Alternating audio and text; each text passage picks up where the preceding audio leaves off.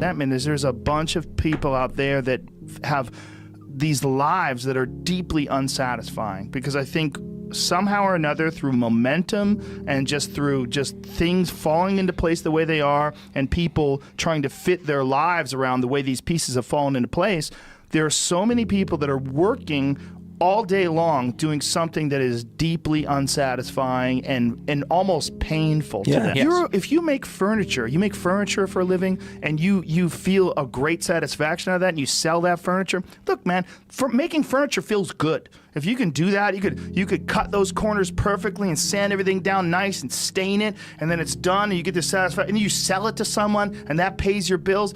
That is infinitely more satisfying than being stuck in some fucking cubicle working for someone that you don't want to work for, having to have these stupid fucking office meetings, talking to people in human resources, sitting down with your supervisor where they evaluate your job performance, and you're not really, you really need to be enthusiastic about this company. This company is your future. This kind of you're like, fuck, kill me now. There's a lot of people out there that would way rather do something else, and I hope they understand that they can. Everybody's got these stupid barriers they put in their own head. You got to resist those goddamn things, because they don't do you any good, and they certainly define the potential for your future in a negative way that's not self-serving, and it's not even real. You put this artificial ceiling on the potential for what you're doing. If you hit a wall, okay, that just means you need to regroup and rethink. It doesn't mean that wall's there, especially when it comes to something like social media or like a podcast, something where you like it less, fix that. Figure out a way to do it. You can do that. And this idea that there's no way to get past the starting block today is just ludicrous. It's crazy. And it's just this poor thinking. And people that are trapped in bad situations, one of the problems is you feel like this is your future. You feel like you're fucked and you can't get out of that. There's no hope. There's no light at the end of the tunnel. There's no rainbow. And if you feel like that, that alone can be incredibly defining and limiting. But if you look at yourself objectively and say, okay, I kind of am fucked here. I'm in credit card debt. I'm working in a shitty job. I don't like what I'm doing, but I have some ideas. I need to feed those fucking ideas. I need to feed them and water them, and I need to set aside a certain amount of time every day to just try to make those things happen. You can do that. Wondering why other people's success, or wondering why other people are successful, is the refuge of losers. Wondering why other people are successful. Like, who gives a fuck? You can say you think it sucks, but to spend time wondering why someone is successful and hating on someone being successful, it doesn't do any good. It's like, what is that old expression that jealousy is, it's a poison that does the opposite of its intended, is that your mind, you have a certain amount of bandwidth. This is why I don't read Instagram comments or Twitter comments or YouTube comments. Like, I don't have any time. If I read them, it's an accident. But to seek them out, like, you have bandwidth. I don't spend time wondering why I hate things or hating on someone or being jealous. You have, let's call it units. You have 100 units of bandwidth in your mind. So that means there's 100 units that you can spend on things you care about, or you could let your mind be occupied by some stupid fucking Twitter feud that you're in with some idiot that you don't even know, and you could spend 30% of your Twitter bandwidth or your mind bandwidth on this, and then you only have 70% for the things you love. And then maybe you're involved in some fucking relationship with someone who's an idiot, and you're arguing back and forth with them. Well, there's another 30% that's gone. Now you have 40% left. You have 40% for the things you love instead of 100%.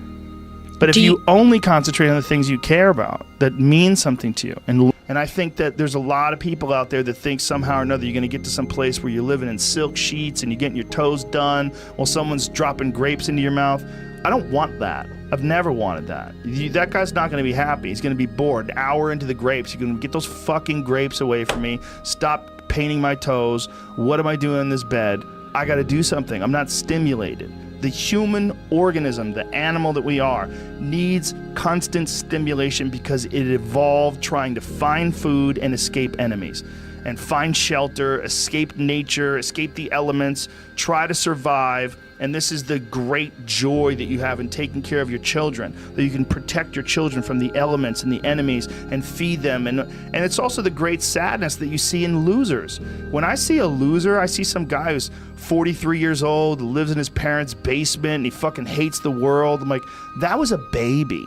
Man, this is a baby that somebody just gave shitty nutrients to, whether it's nutrients in the forms of food or in the form of thoughts and ideas and examples, and this kid developed these horrible self-defeating patterns of behavior that have led them to this point where they're this middle-aged person with no future and no idea of how to get out of this rut, and probably never will escape it, and might just wind up sucking on a gun.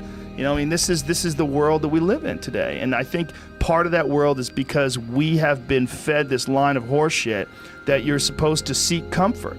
And I don't think you are. I think you're supposed to seek lessons, and you're supposed to seek difficult tasks and accomplishments. And through those things, and through doing things that are hard to do, even if it's just a fucking 90-minute hot yoga class. I do a 90-minute yoga class, man. Those last 20 minutes, I do not want to be there, man. And I definitely don't want to give 100%. And I can cheat. I can kind of half-ass it. I can. But if I don't, and I get through it, when that time is up and the lady says namaste and everybody gets up, I'm like, fuck, man, I made it. You know, I lost 15 pounds. My fucking yoga mat is drenched to the point where I could literally wring it out and fill a jug up with water. But through that struggle, I will now have a better day, and I better fucking do it again tomorrow or do something else, because if I just think, well, tomorrow I'm just going to coast and eat Twinkies and watch TV. Oh, hello, sadness, my old friend. Hello, depression. Because when you're not doing anything, you feel like shit. And that's just a part of being a human being. And we can pretend that we're something other than what we really are. And we can pretend, nah, me, man, I'm just cool, just chilling, doing nothing. Bullshit. You're a fucking human. You're a human being. You evolved from the fucking hundreds of thousands of years of hunters and gatherers and people that were struggling. Those human reward systems are carved deeply into your DNA. And if you don't respect that, if you don't respect the mechanism of happiness and fulfillment and what you really need to do in order to feel satisfied in life, camaraderie, love, family, friendship, struggle, testing yourself, learning, all those things are imperative. They're all a giant part of being a person. Concentrating on people that suck or being jealous about people that are doing well does me zero good. But instead, if someone does well, I can be inspired and I can get fired up by it. I mean, I figured this out in my early 20s. I was like, okay, this is I have a poor way of looking at it, because it's a martial arts thing. Because in martial arts, like, you can't be jealous of someone else's ability. You have to realize you might have to fight them someday. So by realizing that they're really good, you're forced to be objective about it, and you have to go to work. Like, you have to go, fuck, that guy's better than me. I got to get better. And you have to go to work. Right. There's no positive benefit in underestimating someone. Underestimating someone will get you fucking killed. Like, literally. You're gonna get. But this is something I've cultivated for a long time, and avoided things that make me unhappy, and figured out what those things are, and been very rigid about eliminating them from my life. And one of the big ones is eliminating interactions with people that are negative. That is gigantic. And because I've realized that I'm not really as independent as I used to like to think I was. I used to like to think that my thought process was independent and that I don't give a fuck what anybody thinks. That's nonsense. People say that because they absolutely care what people think and it bothers them. So they say, I don't give a fuck. But that I don't give a fuck stuff is almost entirely nonsense. You do care. And you care in both ways. You care if people are critical of you, care if people are positive of you, but you also care if people are living positive lives and they're motivating you. That's a big one. People are fuel, and other people, it's one of the reasons why I like talking to people, one of the reasons why I like to do podcasts, because I get a lot out of, like just talking to you about your time in the monastery or your push to get to that 100 miles. Like, you get energy out of people like that, and you think about this energy and you think about this inspiration when you're doing other things. And it also sets in your mind that when you meet these exceptional people that move you, like, what are the characters, what are the qualities that they have, what are the characteristics that they possess? and those things become significant and important to you.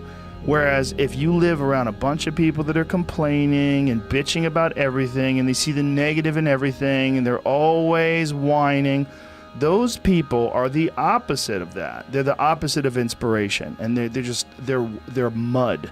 You're just like, "Bleh." It's like you're up to your ankles in mud. You try to trudge through life. It's difficult. You're not light.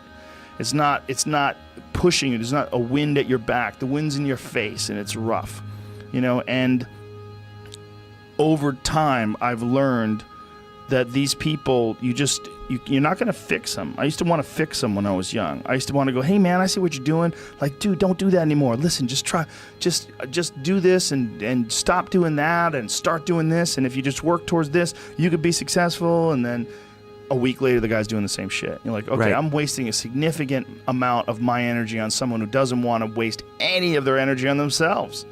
And so managing the community and the tribe that you're in, making sure that you're a good member of that tribe, that you're doing your part, and there's a lot of cynicism in these days about inspiration and about motivation, because there's a lot of fake shit. You can go on Instagram and you see a million of these inspirational quote pages, and they're run by people that are probably depressed.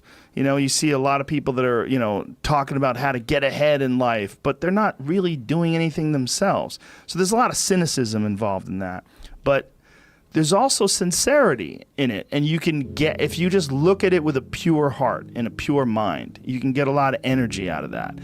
And when you're around happy, inspirational people that are successful, it makes you feel better and you get inspired. And if you act on that inspiration, your life will be more fulfilled. And it's not just inspirational in terms of financial success, but in terms of doing difficult things, whether it's running 100 miles, it doesn't pay you a goddamn thing other than the wealth of the knowledge that you can push yourself to such an extreme.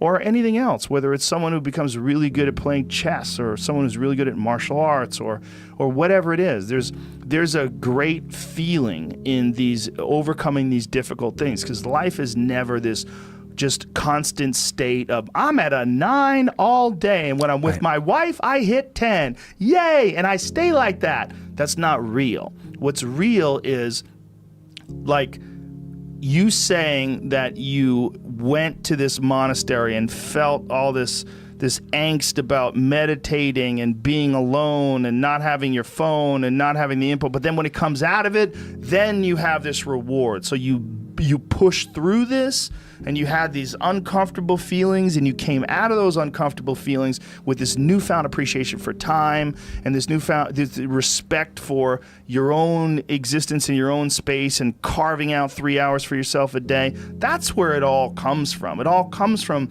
life lessons, and the lessons are learned through struggle.